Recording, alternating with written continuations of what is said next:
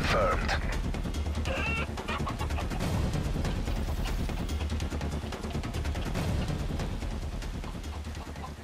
Let's do this. G'day guys, JD here, bringing you guys another commentary. Today's commentary will be a kill confirm game on Village. I don't even think I've brought a kill confirm gameplay out to you guys, so hopefully you guys enjoy this one. Today I've got a couple of things to talk about, considering that I haven't made a commentary in about maybe 4 days or so, and I have been very lazy, and I will quickly give you guys an insight as to why I've been so lazy and I've been a little bit inactive.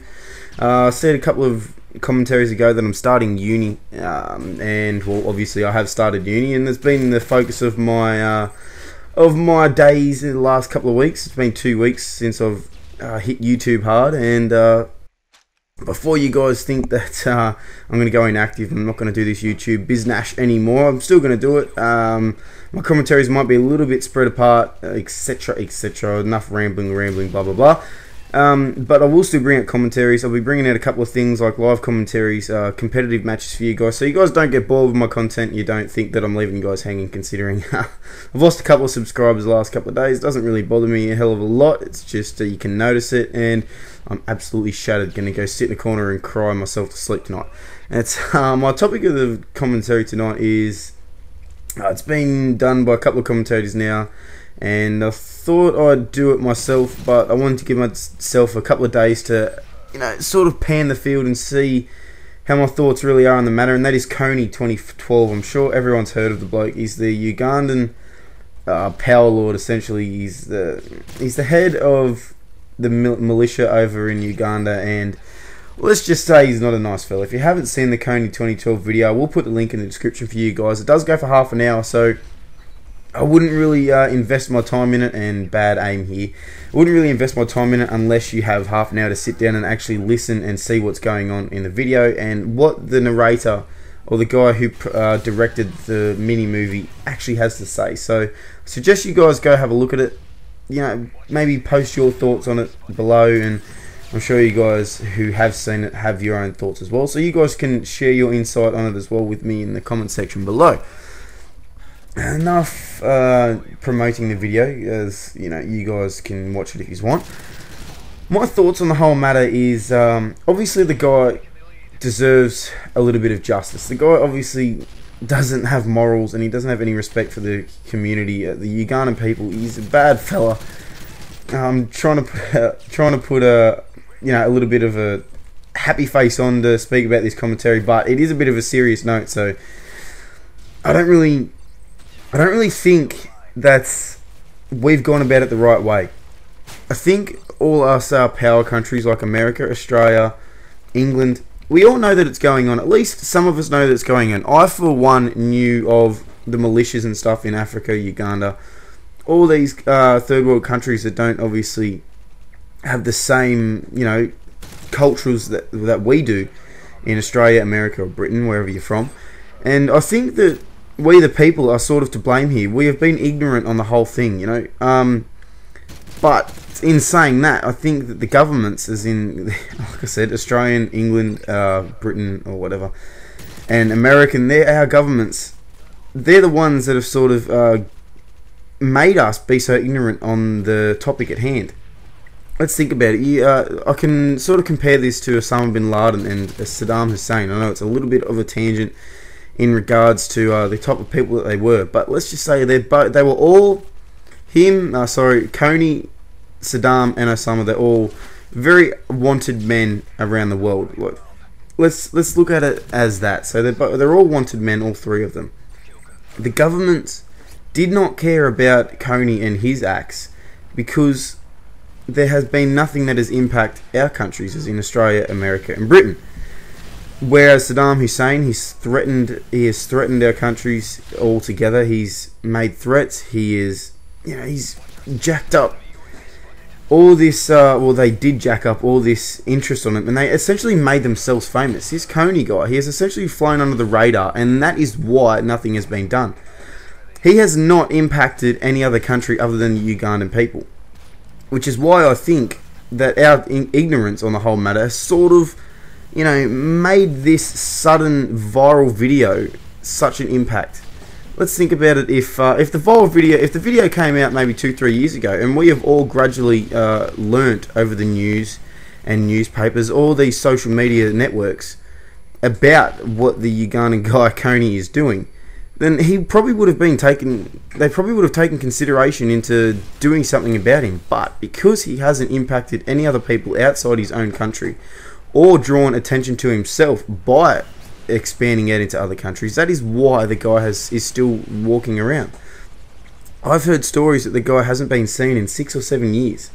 So it just goes to show you how much KONY is flying under the radar, and essentially he's doing a good job at it, which is really unfortunate for the Ugandan people because of all the bad things that the guy's doing. Like, he's mutilating children, he's getting young boys to kill their own parents and turn themselves into militia agents for him, or however you really want to put it, and he's turning the girls into prostitutes. So, I mean, the guy should technically be dead. He should have the same amount of, he should have the same bloody price tag over his head as what Saddam Hussein and Osama bin Laden had. The difference is, like I said, is because he hasn't made himself aware to the other people, which is essentially the worst part about this whole thing. We have been so ignorant and so hung up on everything else in the world with Saddam and Osama that we've completely forgotten about the Ugandan people. And like I said, the reason why is because the guy has not impacted anything else. So I think the KONY 2012 movement is a good thing. I'm not saying that it's a bad thing.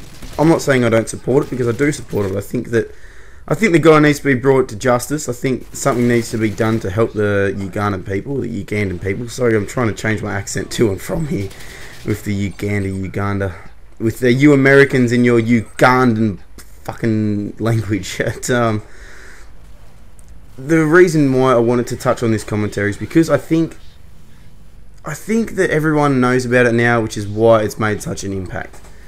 And the worst part about it is that if you didn't know, the charity event, the KONY 2012, only 30-something% is going to the Ugandan people. Which, in my opinion, I know that every charity event does it in the world. Every charity event does it. Starlight Foundation, Spinal Bifida Cancer, all these foundations, they all only take a portion which go to the studies and to the charity themselves. I'm not saying that what the director here, I completely forgot his name, sorry. I'm not saying that what he's doing is bad, because essentially what he's doing, he needs the money to fly around and actually organise this stuff. So I'm not saying it's bad, but I think we've sort of jumped ship here. I think we've all seen this video on this guy and we think, oh, he needs a price tag on his head. He needs to be killed, and I do agree. But what my question is why haven't we jumped on this earlier? He's been going around for years on years now, terrorizing these poor people and turning their kids into slaves or agents. Sorry, soldiers. I keep saying agents as if they're like under a secret agency. That's what I'm trying to get at is why we have only just acted on it now when things are getting worse. You know, it's essentially we've pretty much built it up and we finally acted on it when there's pretty much nothing else that they can do KONY can do to ruin the lives of the Ugandan people.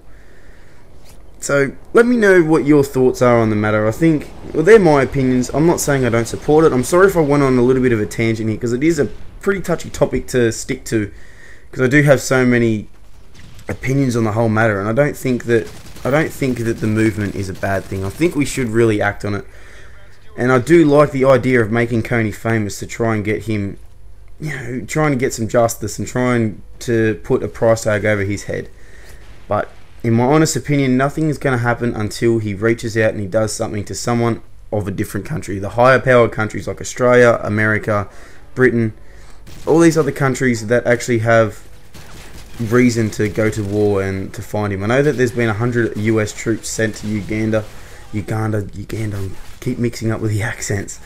But I don't think it's enough. I think that'll probably be the maximum, maybe a couple of hundred more to go for the search, just to give peace to the people who are protesting.